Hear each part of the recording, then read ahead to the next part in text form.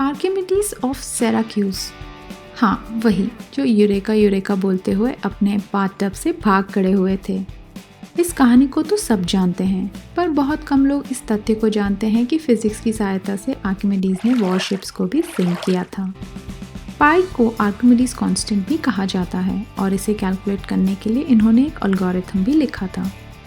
चलिए समझते हैं इसे और इनके जीवन की कुछ और इंटरेस्टिंग कहानियों को। आर्किमिडीज का जन्म सिसिली के शहर सिराक्यूस में 287 BC में हुआ था। इनके पिताजी एक एस्ट्रोनॉमर थे। इसके अलावा इनकी पर्सनल जिंदगी के बारे में ज़्यादा इन्फॉर्मेशन नहीं है। हेराक्लिडीज जो आर्किमिडीज के दोस्त थे, उन्होंने आर्किमिडीज पे एक किताब भी लिखी थी, लेकिन वक्त के साथ वो बायोग्राफी कहीं खो गई और इस वजह से आर्किमिडीज के पर्सनल लाइफ पे ज़्यादा इन्फॉर्मेशन नहीं है।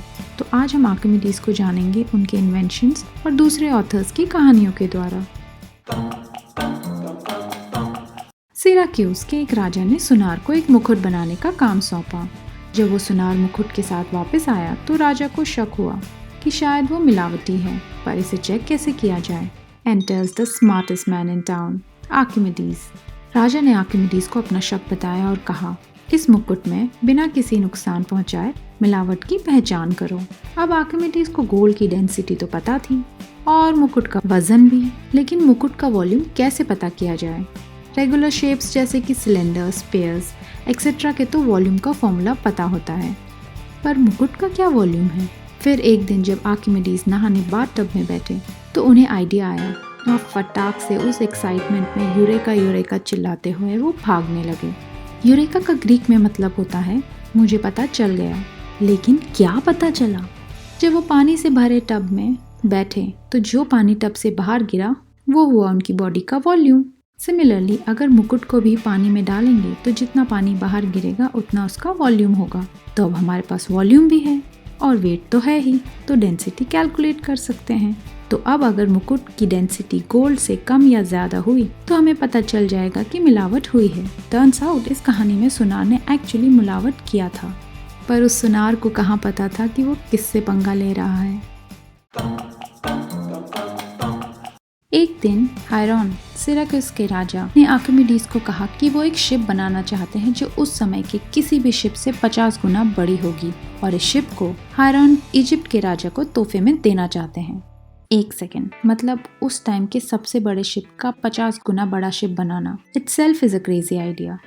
और वो शिप इसलिए बनाया जा रहा है ताकि किसी और को दे दिया जाए। Oh, no. इसीलिए मैं हमेशा कहती हूँ with great powers come great stupidity. Anyways, पर क्या इतना बड़ा शिप पानी में तैर पाएगा? उसका कितना वेट होगा और उसे नेविगेट कैसे करेंगे? ये सारे प्रश्न थे आर्किमिडीज के सामने। बस इतना ही नहीं, हायरॉन के इच्छा अनुसार इस शिप में 8 watch towers, bath house, swimming pool और एनिमी शिप्स को अटैक करने के लिए एक कैटापुल्ट, एक लाइब्रेरी, एक टेम्पल और फाइनली एक जिम भी होना चाहिए। और इनके अलावा पैसेंजर्स, वर्कर्स और कार्गो, मतलब जान ले लो बच्चे की। कभी सोचा आपने कि एक स्टील रॉड पानी में हमेशा सिंक कर जाता है, तो हज़ारों टन का स्टील शिप कैसे तैर सकता है? फिजिक्स की वजह से। सिंपल, मोर प्रिसाइसली आर्किमिडीज प्रिंसिपल के हिसाब से, जो कहता है कि कोई भी बॉडी जब फ्लूइड में है तो वो उतना फोर्स एक्सपीरियंस करेगी जितना वो बॉडी उस फ्लूइड को डिस्प्लेस करेगी। इसका मतलब अगर शिप का वजन 3000 किलो है तो अगर शिप 3000 किलो का पानी डिस्प्लेस करता है तो वो शिप ऑलमोस्ट फ्लोट कर पाएगा। अगर 4000 किलो का पानी डिस्प्लेस करेगा तो आराम से फ्लोट करेगा, और अगर बस 1000 किलो डिस्प्लेस किया तो शिप को टाटा बाय बाय। इसका मतलब केवल उसका वजन ही महत्वपूर्ण नहीं, बल्कि शिप का शेप भी बहुत महत्व रखता है। जो टास्क नामुमकिन लगता है उसे साइंस मुमकिन कर देती है, और आर्किमिडीज ने इस शिप को आखिर बिल्ड किया। शिप का नाम था सिराक्यूसिया, एंशिएंट वर्ल्ड का टाइटैनिक। फर्क बस इतना था कि ये अपने डेस्टिनेशन सेफली पहुंच गई थी। आर्किमिडीज जब 70 साल के थे तो सिराक्यूस और रोम के बीच में वॉर शुरू हो गया, और हमेशा की तरह तब के राजा हायरोनिमस ने आर्किमिडीज से मदद मांगी, जो उस समय तक साइंस के सुपरमैन बन चुके थे।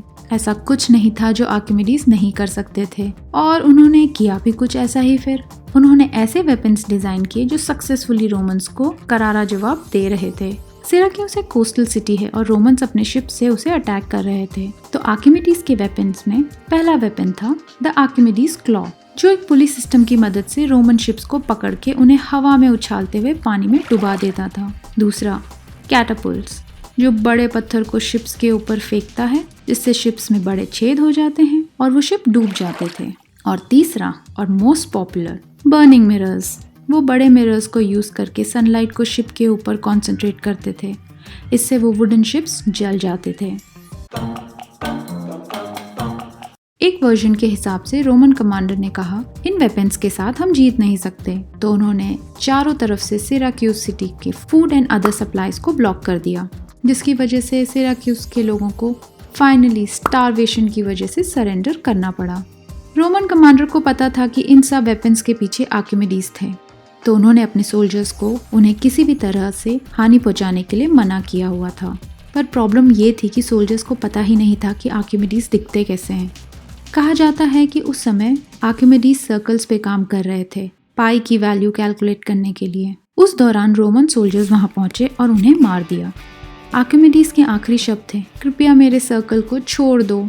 एक बार जब आर्किमिडीज से पूछा गया कि उनकी ग्रेटेस्ट अचीवमेंट क्या है, तो उन्होंने कहा कि एक कोन, स्पेयर और सिलेंडर जो सेम रेडियस और सेम ऑल्टीट्यूड के हैं, उनके वॉल्यूम का रेशियो 1:2:3 होता है और ये उनका सबसे फेवरेट है। वो चाहते थे कि उनके टूम पे ये रखा जाए। समाधि पर उनके इच्छा अनुसार उनके टूम के ऊपर वो रखा गया। Thanks for watching and keep learning, क्योंकि हम बेहतर तो कल बेहतर।